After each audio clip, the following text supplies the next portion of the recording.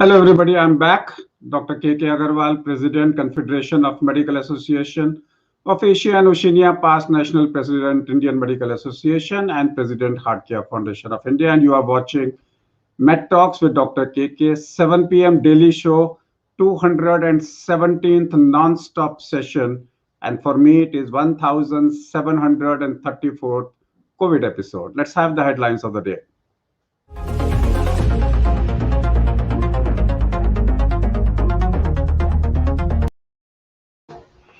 Good news, Indian vaccination drive crosses 1 crore mark, but it can also be taken only 1 crore because if it has taken 1 month for 1 crore people, the 35 crore in the first phase will take 35 months. That may not be the right thing. India needs at least 6 crore people to be vaccinated every month. Center issues new COVID guidelines, RT-PCR test must for foreign arrivals. Over 24,000 gets COVID-19 vaccine shots. Delhi records 130 fresh cases. A letter published in the New England Journal of Medicine states that coronavirus patients can have similar viral load whether or not that they show symptoms. Baba Ramdev releases scientific research paper on the first evidence-based medicine for COVID-19 by Patanjali's Corona, and we are going to have a show with him next week with his team, and we will have a show on Medtalks with Dr. KK. Wait for that particular interaction with us. Before we go to our guest, let's have the subject of the day.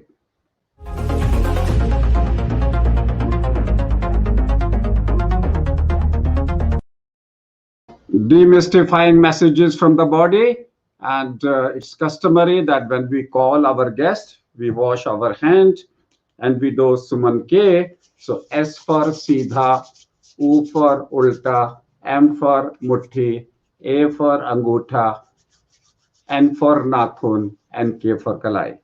Once we have done that, we are willing and ready to accept our guest. And I have with me Madam Anita Sehgal. She is a gifted individual and an exceptional wife and a doting mother to 2 daughters and 2 grandchildren. Her versatile career spans from a human resource manager in a large bank to a technical analyst for equities entrepreneurship to a life coach. Her career shifts took a deep turn prompted by the personal shifts in her life that made her choose a different aspect of life. She is now an author, poet, and is a founder of Mind and Beyond.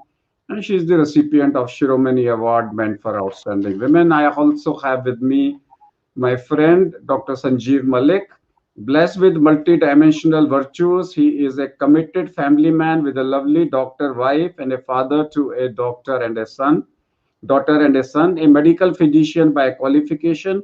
He has been a person who has worked as a President of Indian Medical Association, President of SARC Medical Association, presently the Chairman of Mediver Group. He has been a recipient of BC Roy National Awarding and the WMA Caring Physician of the World Award. Welcome both of you in my show. This show is a daily show where large number of people, both from the medical fraternity and the public at large, attend and interact. So we will have a 20 minutes interaction followed by, if I get some people who wants to ask questions, they can come back and ask questions. So Sanjeev, I've been told that both of you jointly have written a book, The Magical Body. And the book, obviously, if 2 of you are associated, is going to become a bestseller with that. And you have shifted yourself to a mind-body-heart connection. Recently, American Heart Association for the first time has revised the concept and they have accepted the term soul, but in a different direction. They are calling it as a mind, body, and heart. So instead of calling it as a mind, body, soul, the medical fraternity now says heart is nothing but your soul. And we also know that your topic for today is distress signals in the body, that your body identifies distress signals and as a signal of comfort or discomfort. So a signal of discomfort always comes from the soul and not from the mind, intellect, and ego. And you should also listen to the discomfort inside your soul. So coming back, what is the book about? Can you tell me something more about the book? Well, I think let Anita take that question. Yeah. Yes, Dr. Agarwal, it's a pleasure to have been associated with a medical practitioner, a renowned doctor, Dr. Malik, for the outcome of this book. And this book is basically based on my learning, training, my practice and experience as a hypnotherapist, a regression therapist, and a radical practitioner. Now, through this book, we are seeking to redefine the definition of the body. I know this is a little beyond the medical perspective, but you have already introduced the concept so beautifully that it all falls in place. We are seeking to create the perception that we need to relook at the body and to create an awareness that the body is a combination of our thoughts, our belief systems, and emotions. Now, the primary attention goes to the body only when a disease shows up or when we are in pain or there is some dysfunctionality. As else, all that we look at our body is through how we appear to others and how others see us. Now, through this book, we are asking you to look at yourself holistically as a composite whole, a combine of thought, emotion, energy, and the physical aspect, which affects us on a continuous basis. So, the body is also a feedback mechanism on its own. It is like a mirror to us, which shows us what is it that we need to shift, to reshape, or to shape our lives. Now, the messages are being constantly beamed out. We tend to overlook, ignore, or maybe pay little attention to these broadcasts. Now, this awareness through this book will help you to redesign your relationship with your body. Now, the body is actually also, apart from the physical aspect of it, a repository of our deepest thoughts and emotional patterns. And many of those thoughts and emotion patterns we are actually unaware of at the conscious level. So through this feedback mechanism, we are asking you to delve deeper into your mind and to understand what is it that influences the body and what is the feedback the body is giving.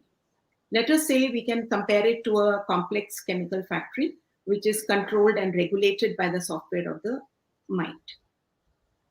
This in brief is the concept of our. So बड़ा clearly Anita ji ने explain किया है, and if you read Bhagavad Gita chapter 266, it says नास्ति बुद्धिर्युक्तस्य न च युक्तस्य भावना न च भावयत शांति अशांतस्य कुतो सुखम. And that's what Anita ji has clearly defined, that a mind which is ashant is in a sympathetic state of mind, will not take up the signals. But if you shift yourself from sympathetic to parasympathetic mode, which can be by hypnosis, regression, by meditation, by pranayam, whatever you do, if you shift to a parasympathetic mode, you get signals from the nature, your synchrodestiny increases, you catch signals from your body as well as from others' body as well as from the universe. And that's what we call them as Ritam Bhara Pragya. And that is when you are in unison with the universe. That means your consciousness and the universe are together to catch those signals. And those signals you cannot catch if you are in a sympathetic state of mind. Therefore, you need a person like Anita to shift you from sympathetic to a parasympathetic state, a journey. And in during that journey, your mind becomes suggestive. So coming back to further about this, when you talk about the scientific basis, I've been told that you have included all aspects of quantum physics, as well as, because when we talk about different philosophies of Hinduism, we have the first philosophy is Nyaya and second is Vaishashik. So there are 6 types of people who understand spirituality in India. The first is Nyaya, the second is Vaishashik, and Vaishashik philosophy is the basis of people who are scientists who wants to understand in the language of physics, whether they want to understand at the level of quantum physics or want to understand at the line of string theory. How are you explaining your subjects in the lines of quantum physics or quantum mechanics? Energy is immensely vast. And we have tried to condense it into basic characteristics so that it makes understanding easy. Now, the basic rationale behind is no different from the universally accepted fact that all creation is made of 5 elements, Panch Tattva, right? Namely the earth, water, fire, air, and ether. Now, a body being a part of the whole has the same elements. The scientific fact is that everything is energy, frequency, and vibration, and the element combined, that is the earth, water, air, fire, and ether, is charged by a life force energy field, the prana. Now, matter, when broken down into molecules, atoms, subatomic particles, quarks held together by gluons and photons, which are the carriers of electromagnetic energy. In other words, the baseline of all matter is pure energy. All creation, we can say, has emerged from nothing. Now, each matter vibrates at a different frequency. Thoughts and emotions, bodies are the subtle parts of it. So our body is constantly beaming energy in all directions. The first law of thermodynamics, that is the law of conservation of energy, it states that energy cannot be created, it cannot be destroyed, it can only be transmitted. Now, even if the thoughts and emotions fade away from our active awareness, they are somewhere stored in our body. They have left an impression somewhere. Now, that is picked up subconsciously by others, and that feedback we get through others in their reaction to us.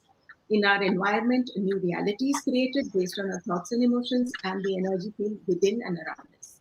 So our energy speaks and others respond to it accordingly. Now, the human body is enshrined in this energy field. We know that. We are electromagnetic beings. To give you a scientific explanation, now let's say a human body at rest produces about 100 watts of power every second. Now, about 300 to 400 is easily produced by an individual in a few minutes or a few hours in an athlete.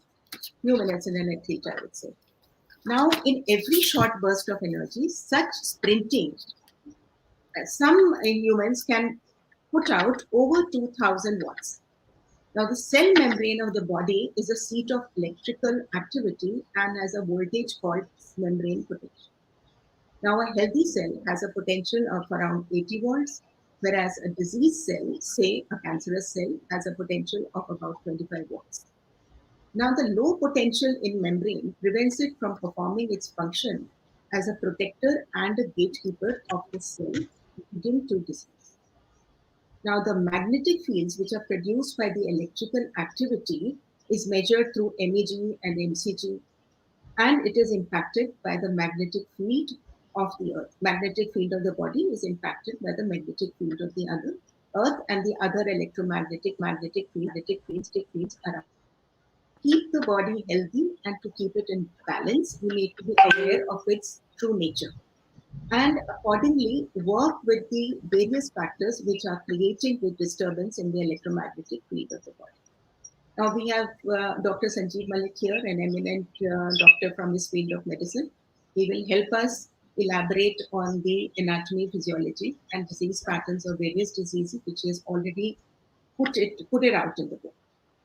So we'll come back to Sanjeev, but before that, Anita ji has clearly defined that we all have come out of nothing, and that nothing is out of that we end up into a wave particle duality. So at this moment we have Dr. K.K. Agarwal sitting here as a wave and as a particle, and the wave particle duality together. And spirituality is nothing but shifting from that imagination of a wave particle duality to a wave, and from wave to unmanifest, which is avyakt.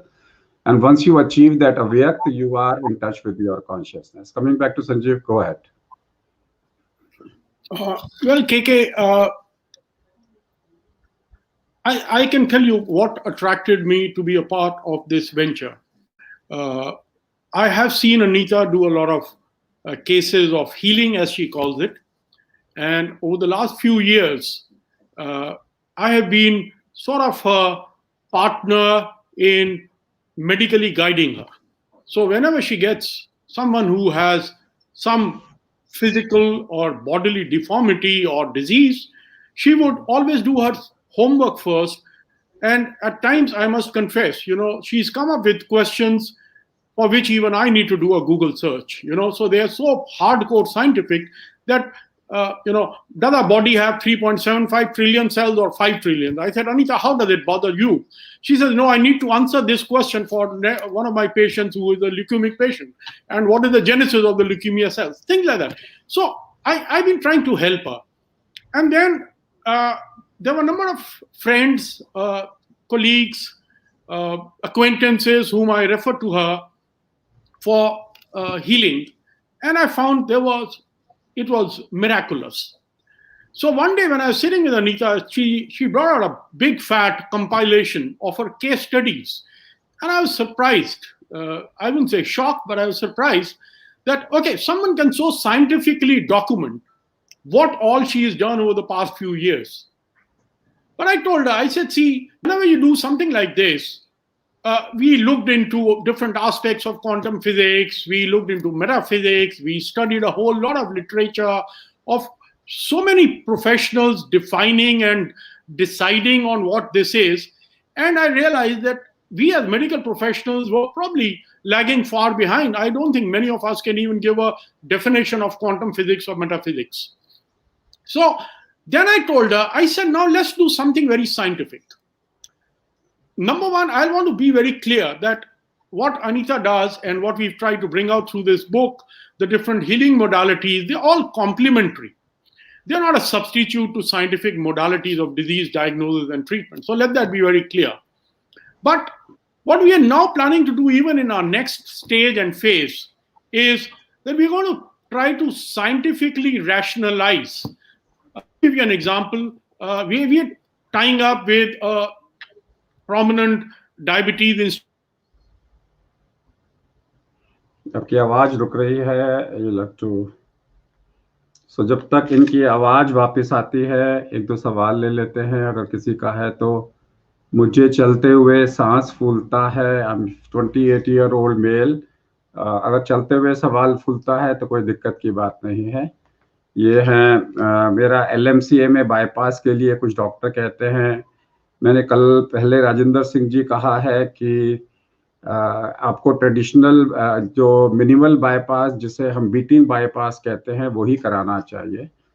In the hand of the experts, beating bypass is the best option for left main coronary artery disease bypass.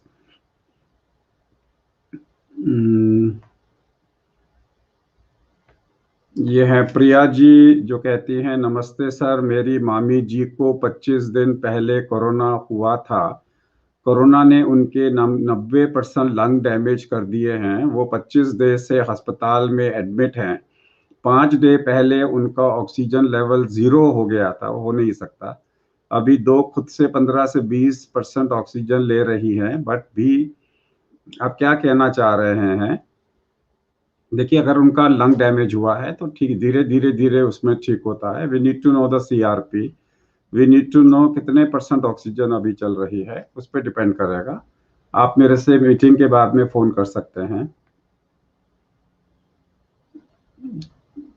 कोई और किसी को सवाल पूछना चाहता है? मैंने link भेजा है. तो तब तक सरदार सिंह जी का फोन राजेंद्र जी से बात कर लेते हैं. But before that what they have been talking about is Hindu philosophy के अंदर में 6 डिफरेंट टाइप्स की फिलॉसफी होती हैं. पहली न्याय फिलॉसफी. न्याय फिलॉसफी का मतलब है you need to understand everything with a logic. And logic अगर आपको देते हैं तो हम उसको न्याय फिलॉसफी का रूप देते हैं. दूसरी Vaisheshika, explain the thing in the lines of a physics. Third is Mimamsa, जो लिखा हुआ है वो पत्थर की लकीर है. दैट मीन जो वेदों में लिखा हुआ है उसको फॉलो करें. चौथा हमारे पास में है वो है Yoga philosophy, mind body and soul philosophy. पांचवा है Sankhya philosophy, that means Purusha and Prakriti philosophy, that is a Sankhya philosophy. And next is Vedanta philosophy, where we talk about the soul and the spirit.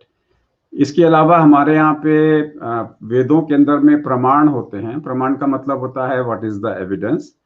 The first evidence can be that is प्रत्यक्ष, जो आपने देखा है, जो आपने experience किया है, आपने 10 सेंसेस का इन्वॉल्व किया है, आपकी कोई भी सेंस ने महसूस किया है उसको, दैट इज प्रत्यक्ष।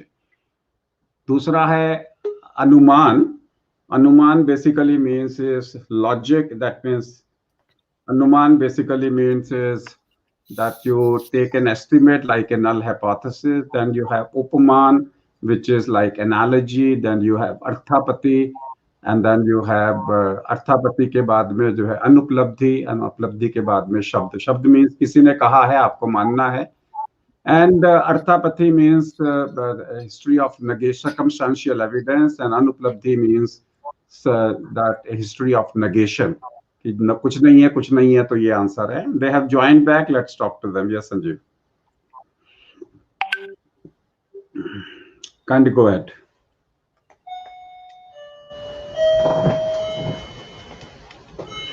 इनकी आवाज, आपको मेरी आवाज आ रही है? बने इनकी मेरी आवाज नहीं आ रही है। Can I continue, please? Yes, continue, please. Continue, please. All right. Okay. So, what I was telling you, one of the things we planned was that we tying up with a leading diabetic institute of the country, and we say, okay, while you're treating your diabetes patients, let's, on a hardcore clinical trial protocol, pick up one set of patients where you are treating your normal way with your medicines, and the other set also gets the same medicine, but they also get some of the healing therapies which Anita does. And let's do a trial. So this is just one of the small things that we're planning. We'll obviously be looking at even help and guidance from professional friends like you to see how we can structure it. So that's actually how I came up to be a part of this. I think it's also for the interest of a lot of our viewers, maybe very briefly define what quantum physics is. Maybe Anita would want to. I think that would help everybody to understand the concept behind the work that we do. So quantum physics, the origin of it comes from a Latin word, which means amount, which is the smallest possible unit of any matter of energy. Now it's a study of the atoms, the subatomic particles, which, as you mentioned, began with the discovery of particles being energy wave-like properties. So, like you said, you are wave and your particle both at the same time.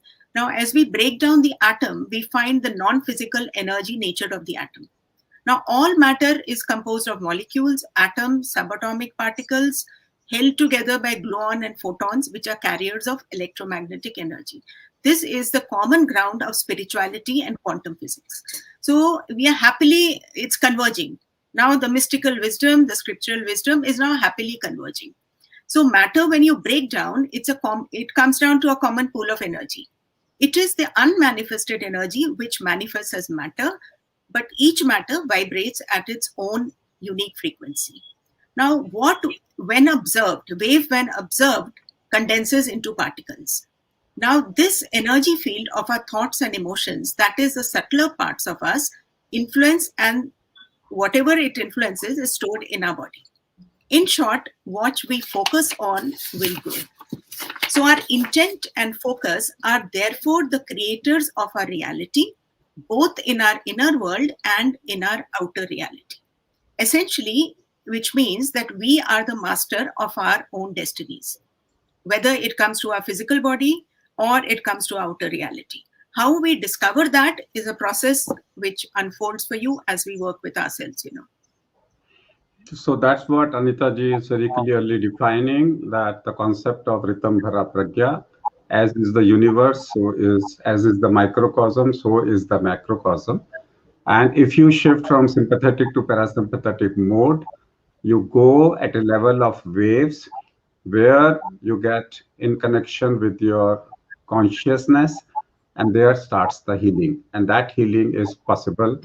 Dean Ornish has shown it. Courage trial has shown it. Lots of trials have shown very clearly, even the heart blockages are regressible, involving shifting to a parasympathetic state of mind where you are connected with the universe. So, and that's what Anita ji is also saying, that in diabetes, Where is the origin of diabetes? The origin of diabetes is the cellular dharma of a white adipose cell, which has forgotten its dharma and which is ending up into a cellular obesity, which is leading to free radical, that is lipid peroxidation on one side and induction of TNF alpha and IL-6 on one side. And if you change the dharma of that particular cell and shift from M1 macrophages to M2 macrophages, or you produce good cytokines. So now there are enough number of studies available, which I would like Sanjeev to do, because if you want to prove that your treatment is working, first thing is we must demonstrate a reduction of conversion of M macrophages from M1 to M2.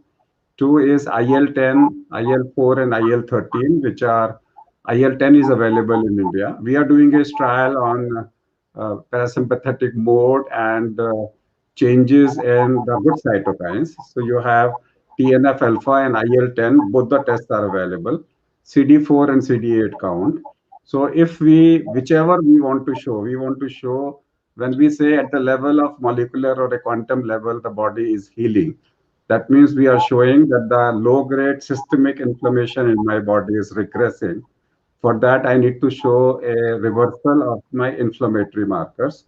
And this inflammatory markers takes care of my liver, pancreas, muscle, and adipose tissue. So I totally agree with the work which both of you are doing, wonderful work. And the most important thing will be documenting those case reports. Science, all those people who are well versed with the subject, they know the science. General public need not go into the details of the science. They would like to see anecdotal cases. And when you people were not there, I was talking about there are 6 types of evidences in Vedic literature. One is pratyaksh. Pratyaksh is that you says, I have, patient gives you that I have done it. That is anecdotal examples. Our case reports are pratyaksh. And then you have Anuman, that is a Anuman and Upaman, Arthapati, Anuplabdhi, and Shabda. So here, if you are compiling anecdotal cases with their references, and some of them can be with scientific evidence, other can be with analogy, that if this person has responded to this, another person will also respond to the same. So using the 6 pramans of Vedic sciences, one can easily show them. As the time is less, Rakesh Sharma ji is here. Let me ask a question. Rakesh ji? Rakesh ji? Anyway, Rakesh ji is not here. I would like now Sanjeev and Anita ji to give 5 take-home messages for the concept. Okay. Well, I would say let Anita sum it up, but I would say, at the end they say, what I learned was we spent about a year writing this book, and the gist was, you give me your biology, I'll give you your biography. Absolutely. Right, Anita? So maybe Anita would want to. Here also the role comes of microbiome, because if you have 3 to 6 trillion cells in your body, 10 times of that you have microbiome in your body. And in Bhagavad Gita, Krishna says, I am Vaishnava. That means he talks about I am the Jataragni. And that Jataragni is the interaction between you and your friends, which is the microbiome in your body. And they also carry the quantum physics of them and yours together makes the human body. Anita ji. Beautiful. Now, this book, the focus of this book has been to identify the stories of our mind and connect them to the stories of our bodies, and to help create this awareness so that we can rewrite those stories and create something which is more beautiful, which is more positive and more fulfilling. So it helps you to decode the story of your life so that you're better able to appreciate the impact of your thoughts and your emotions on your body, and how you can navigate through your life by understanding it in a better way towards positive health and well-being. Now, in short, the message is that you have the power, you are not a victim of your genetic framework, and your future is not fixed or not set in stone. So I want to end by saying that this COVID episode and COVID pandemic has shown us USA is not the best, and the Europe is not the best. And you don't have to wait for the Europe to come back with an evidences. All your anecdotal examples, convert them, show it to the public, and if they have a logic and if they have some explanation, that's how the research is done. Everybody waits for US to come back and give the researches. The time is that all our anecdotal examples, if they can be validated even by our Vedic sciences, that's we are going to rule the whole world. Let me thank both Anita and Sanjeev to be here with us. That's all for today. Thank you very much. It's been a pleasure to be on the show. We will be back tomorrow 7 p.m. with another show. Keep watching Medtalks with Dr. K.K. Agarwal. Namaskar. Thank you.